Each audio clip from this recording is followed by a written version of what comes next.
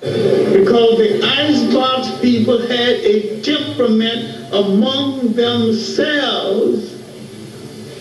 Ultimately, they turned on themselves.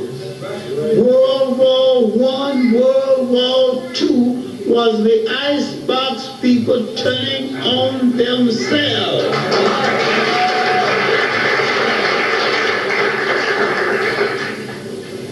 In Germany, a wild man named Hitler needed a scapegoat whose country had been made a scapegoat for being blamed for First World War. A scapegoat now needed a scapegoat. And one of the saddest things in the world is a scapegoat looking for a scapegoat.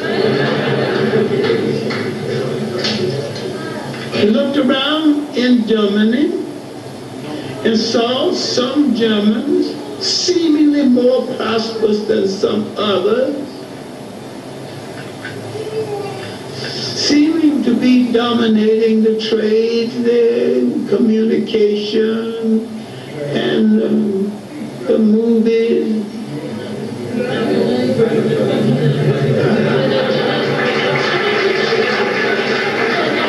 And you saw some Germans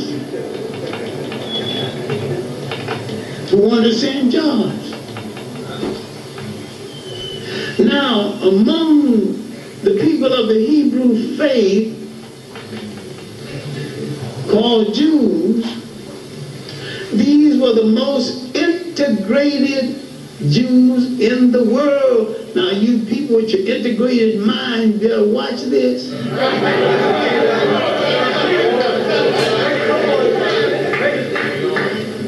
Most of their daughters were married to the blonde, blue-eyed German. They were dismantling themselves as Jews and becoming more pure Germans. To the point where other Jews throughout the world began to despise them. When Hitler came down on them, at first other Jews said, "Good Father,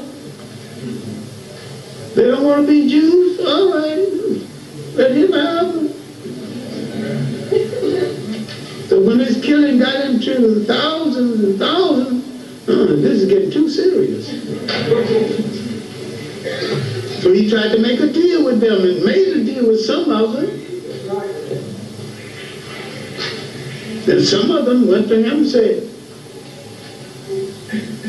"If we just save our young people, our intellect, and our rich people, we can let you join the rest." He listened to the deal, but he didn't buy the deal. The main thing I want you to get into your mind is that of the great Holocaust in history, numerically, this was a minor event in comparison.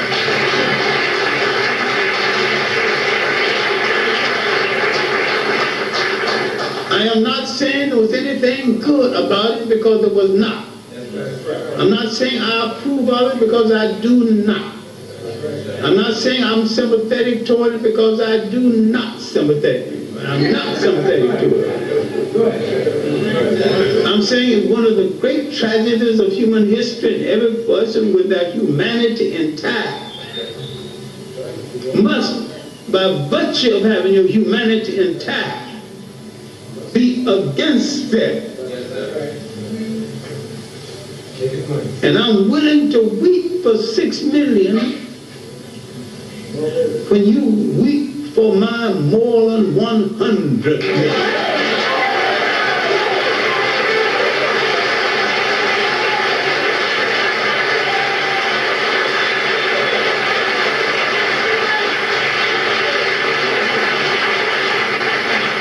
After the end of slavery, The Belgians killed twice more than that in the Congo, and slavery was over. In the Pacific, off the coast of Australia, the place called Tasmania, the British killed every man, woman, and child. There is not a person on the face of the earth who can say, I'm a descendant of a Tasmanian, because they are all dead. They didn't spare any of them. My main point is that when our Holocaust started, everybody in Europe benefited by it, profited by it. I have no literature for anybody, including the victims of Hitler's Holocaust, protested the atrocities that were being visited upon us.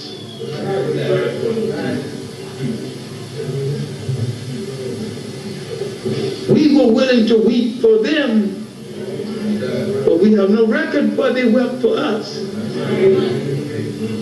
People of the Hebrew faith in England, in the colonial countries,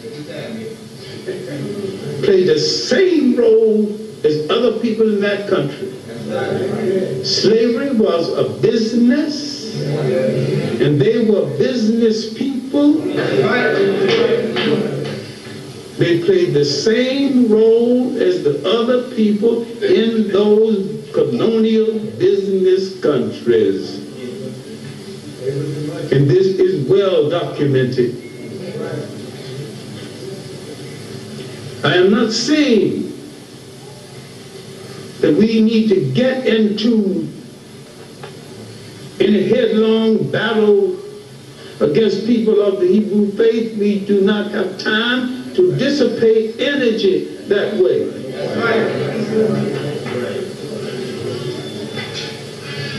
To reclaim Africa and build Africa will take all the energy that we can spare to build real African nation other than those imitation European states.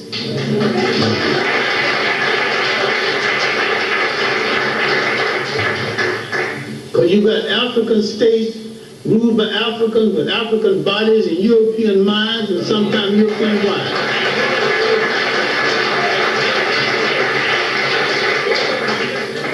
One of the main reasons you do not understand the nature of the atrocities visited upon us,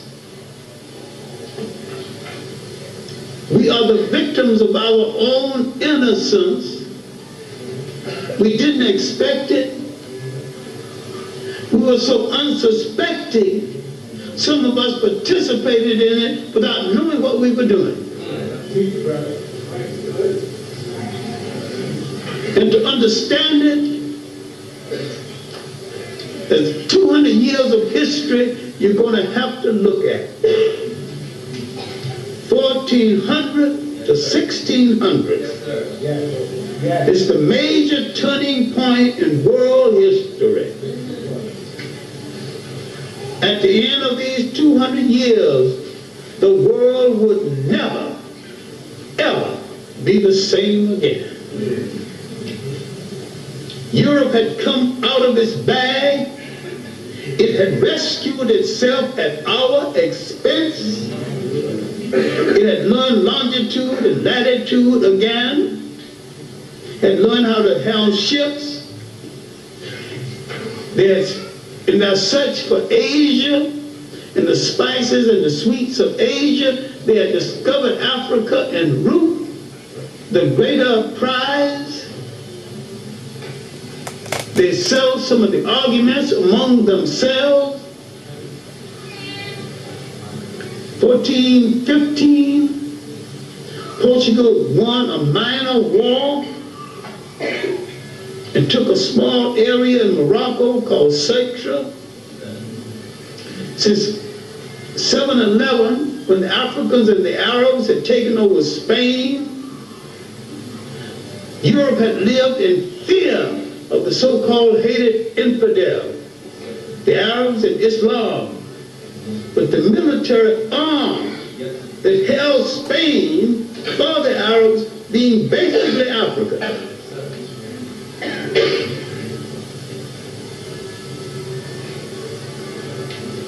Europe is going into its famine period after the drainage of its economics from the so-called Crusades. If you think that has something to do with holiness, you have misread history.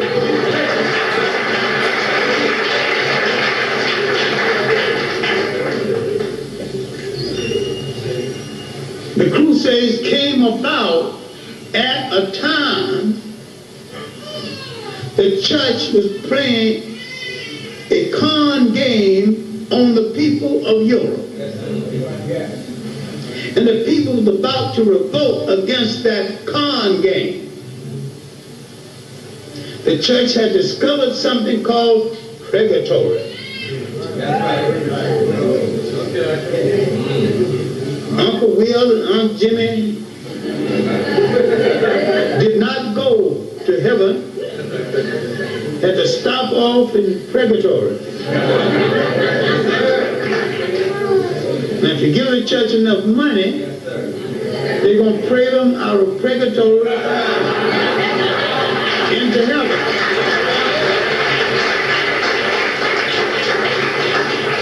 In this way, the church was raising money for luxurious living of the priests, big cathedrals, the chancellery office. The church was getting rich.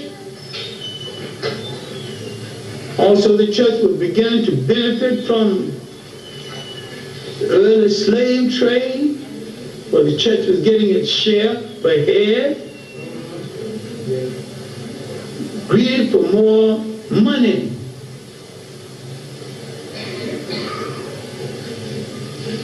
An offbeat, beatnik, humming, Peter something. One across Europe said that they're keeping us from visiting the holy places, rescue the Holy Grail in the hands of the infidel Arabs. The Grail wasn't lost in the first place, wasn't holy in the second place.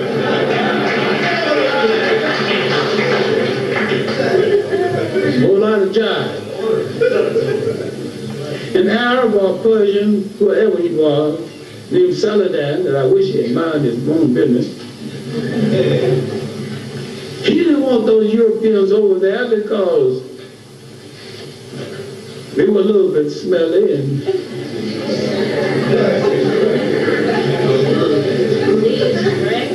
spread diseases.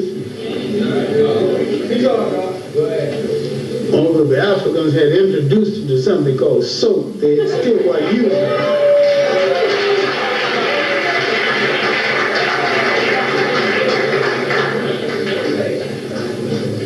So in Caesar B. DeMille's picture, they win, but in real life, a lot of the Crusades got hell beat out of them. This went on until the last crusade, the Children's Crusade, that was infiltrated by adult slave traders. Some of the children froze to death, got to the warm waters of the Mediterranean. They sold them to the very infidel Arabs that they were fighting. Now, had the African understood the nature of the European mind,